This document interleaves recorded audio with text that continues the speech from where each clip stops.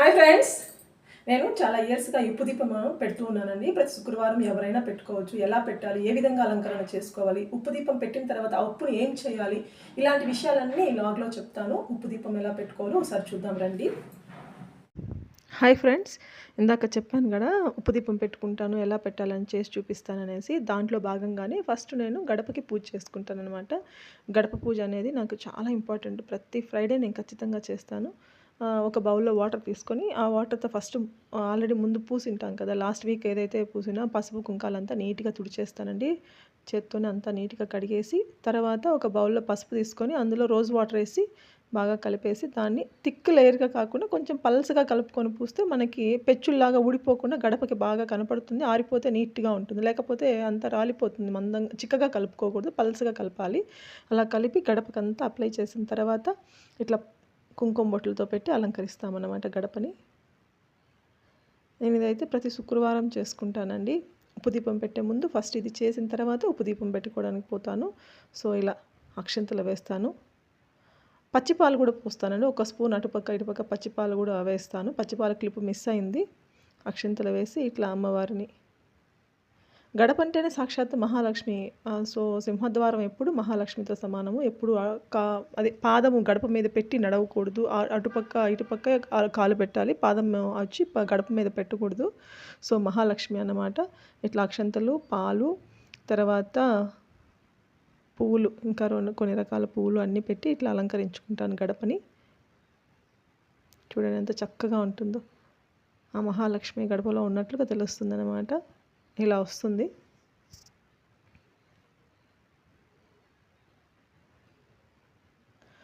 ఇప్పుడు నేను చెప్పబోయే ఉప్పు దీపం అంటారు, ఐశ్వర్య దీపం అంటారు. మహాలక్ష్మికి చాలా ఇష్టమైన దీపం అన్నమాట ఇది అమ్మవారికి.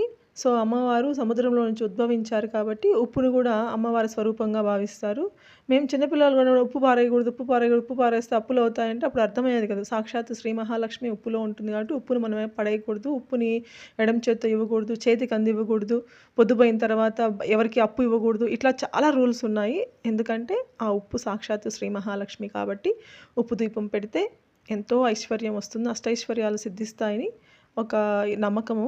సో ఆ నమ్మకంతోనే నేను చాలా ఇయర్స్గా అయితే ఈ దీపం పెడుతున్నాను. ప్రతి శుక్రవారము అర్లీ మార్నింగే లేసి తలస్నానం చేసి గడప పూజ చేసుకున్న తర్వాత ఇట్లా ఒక ప్లేట్ తీసుకొని ఆ ప్లేట్లో పసుపు కుంకాలతో బాగా అలంకరించుకుంటాను. ఆ ప్లేట్ని ఇలా పసుపు అంతా పూసిన తర్వాత కుంకుమ బొట్లు పెట్టి ఈ ప్లేట్ని ఫస్ట్ అలంకరించుకుంటాం. దీపం ఎప్పుడు మనం నేల మీద పెట్టకూడదండి.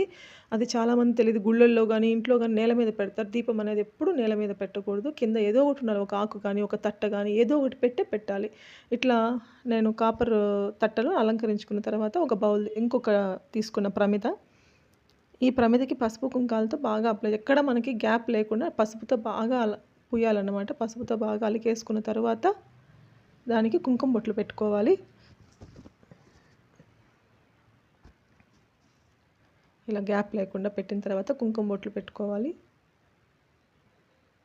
ఇందులో మనం ఉప్పు పోసి పెడతామన్నమాట. ఉప్పు దీపానికి మెయిన్ ఇట్లా చేసుకోవాలి. ఫస్ట్ మనం ఇట్లా అంతా చేసుకున్న తర్వాత పసుపు రాసిన తర్వాత దాని మీద కుంకుమ బొట్లు పెట్టుకున్న తర్వాత ఆ ప్రమిదలోనే ఉప్పు పోసి పెడతామన్నమాట. ఉప్పు గ్యాప్ లేకుండా, అంటే తక్కువ పోయకుండా కరెక్ట్గా అంచులకు సరిపోయేట్టుగా పోసుకోవాలి. వెలితి అనేది పెట్టకూడదండి, నిండుగా ఉండాలి ఉప్పు. ఇలా వస్తుంది. ఇలా నిండుగా పోసుకోవాలి. వెలితిగా అయితే ఎప్పుడు పెట్టకూడదు.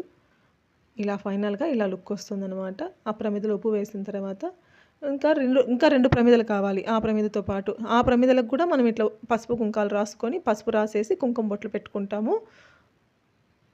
ఇలా నేను ఇక్కడ అది కూడా అంతే, మొత్తం ప్రమిద అంతా పూసుకోవాలండి. ఎక్కడ గ్యాపులు లేకుండా నీట్గా వెనక పైన అంతా నీట్గా పసుపు అప్లై చేసిన తర్వాత కుంకుమ బొట్లు పెట్టుకోవాలి. ఇలా కుంకుమ బొట్లు పెట్టుకున్న తర్వాత ఇందులోనే ఈ ప్రమిదలో మనము అక్షంతలు, పసుపు, కుంకుమ లోపల వేసి పెడతామన్నమాట. ఇక్కడ అక్షంతలు చూపిస్తున్నాను కదా, ఇట్లా అక్షంతలు వేస్తాము. అందులోనే పసుపు కొంచెం వేసుకుంటాము. సో అట్లనే కొంచెం కుంకుమ కూడా వేసి దాని మీద నేను ఆల్రెడీ చెప్పాను కదా ఇంకో ప్రమిద అనేసి, ఆ ప్రమిద ఇలా వస్తుంది. ప్రమిద అలంకరణ అయిన తర్వాత అందులో పసుపు కుంకుమ అక్షంతలు వేస్తాము. దాన్ని ఉప్పు దీపం మీద పెడతాము. ఉప్పు దీపం మీద పెట్టిన తర్వాత ఇంకో ప్రమిదని మళ్ళీ మనం పసుపు కుంకుమతో అలంకరించుకొని ఈ ప్రమిదలో ఆయిల్ వేసి ఉప్పు దీపం మీద పెడతాం. అంటే డైరెక్ట్ ఉప్పు దీపం మీద పెట్టకుండా ఆ ప్రమిద మీద ఇది పెడతామన్నమాట. సో, మనకు మొత్తం 3 కావాలి. ఒక దాంట్లో ఉప్పు పోసి పెడతాం. ఉప్పు పైన ఒక ప్రమిద ఉంటుంది. అందులో పసుపు, అక్షింతలు, కుంకుమ వేస్తాం. దాని మీద ఇంకో ప్రమిద పెట్టి దాంట్లో ఆయిల్ వేస్తామన్నమాట. ఈ ఆయిల్ ఏమంటే ఏ రకమైన ఆయిల్ అయినా వాడొచ్చండి. అమ్మవారికి నెయ్యి దీపం ఇష్టము, ఇంకా కొబ్బరి నూనె దీపం ఇష్టము, నువ్వుల నూనె ఇష్టము. సో, అలా అనుకుంటే మనం ఏదైనా వాడుకోవచ్చనమాట. నేనైతే 5 రకాలు కలిపిన నూనె ఉంటుంది నా దగ్గర. నేను రెగ్యులర్‌గా అదే వాడతాను. అది వేస్తాను. లేదు అంటే ఒక్కొక్కసారి కొబ్బరి నూనెతో కూడా పెడతాననమాట. మహాలక్ష్మి నేతి దీపం ఎంత ఇష్టమో అమ్మవారికి కొబ్బరి నూనె దీపం కూడా అంతే ఇష్టము. ఫైనల్ లుక్ ఇలా వస్తుంది దీపము. ఇలా సర్వమంగళ మాంగళ్యే శివే సర్వార్థ సాధికే శరణ్య త్ర్యంబకే దేవి నారాయణీ నమోస్తుతే. నేను ప్రతిరోజు దీపారాధన చేసేటప్పుడు అమ్మవారికి ఫస్ట్ ఈ స్తోత్రం అయితే ఖచ్చితంగా చెప్పిన తర్వాతే దీపారాధన చేస్తూ ఈ స్తోత్రం చెప్తూ దీపారాధన చేస్తానన్నమాట. ఇలా మీరు 5 దీపాలు ఉన్న పంచముఖ దీపాలు వెలిగించాలని లేదండి. 2 దీపాలు ఉన్నది ఒకటే మామూలు జనరల్‌గా ఇంట్లో ఏ ప్రమిద వాడతామో అది కూడా వాడుకోవచ్చు. నా దగ్గర నేను ఇదే వాడుతున్నాను కాబట్టి ఇట్లా మీకు చూపిస్తున్నాను. సో, ఇలా వస్తుందనమాట. నిండుగా ఆయిల్ పోయాలి. ఆయిల్ ఎప్పుడు వెల్తిగా అంటకుండా పోయకూడదు. నిండుగా ఉండాలి. ఏ ప్రమిద తీసుకున్నా ఆయిల్ నిండుగా పోసుకోవాలన్నమాట. ఇలా పోసిన తర్వాత ఇలా పువ్వులతో చక్కగా అలంకరించుకోవాలి. అమ్మవారు అలంకార ప్రియురాలు కాబట్టి అలంకరణ బాగుండాలన్నమాట. ఇలా అలంకరణ చేసిన తర్వాత ఇది ఉప్పు దీపం ఇలా ఫినిష్ చేసుకుంటాము. సో, ఉప్పు దీపాన్ని మనం నెక్స్ట్ డే అంటే శనివారం పొద్దున తీసేసి ఒక బాక్స్‌లో కలెక్ట్ చేసుకొని ఎక్కడన్నా మనం బయట వెళ్ళినప్పుడు ఊరికి వెళ్తూ ఉంటాం కదా! అప్పుడు ఎక్కడైనా చెరువుల్లో కానీ, కాలువల్లో నీరు పారే చోట వదిలేయొచ్చనమాట. సో, అది లేదు మేము అట్లా పోలేము అనుకుంటే ఇప్పుడున్న అపార్ట్మెంట్ కల్చర్‌లో మనం ఎక్కడంటే అక్కడ పడేయలేము కాబట్టి ఆ ఆప్షన్ ఇస్తున్నాను. అది లేదనుకుంటే షింక్ అంతా మనం ఇంట్లో వాడే షింకే నీట్‌గా పెట్టుకోవాలండి. దాంట్లో ఎంగిలి పాత్రలు అవేం లేకుండా నీట్‌గా పెట్టుకొని శనివారం పొద్దున అందులో వేసి నీళ్ళైనా వదిలేయొచ్చండి. ఈ రెండిట్లో ఏదైనా చేయొచ్చు. అది లేదంటే చెట్లకి అట్లా పోయొచ్చంటారులే గానీ చెట్లకు పోసినా కూడా అంత మంచిది కాదు. ఎందుకంటే ఉప్పుని నేలపాలు చేయకూడదు కాబట్టి మహాలక్ష్మి కాబట్టి ఈ రెండిట్లో ఎప్పుడు పారే నీళ్ళల్లో మాత్రమే వదిలేయాలన్నమాట ఆ ఉప్పు. అది కాని పక్షంలో షింక్‌లోనే మన ఇంట్లోనే ఇట్లా వదులుకోవచ్చు. మా ఇంట్లో శుక్రవారం దీపారాధన ఇలా ఉంటుందండి. ప్రతి శుక్రవారం నేను ఉప్పు దీపం ఖచ్చితంగా పెడతాను. ఐశ్వర్య దీపం అని కూడా అంటారు.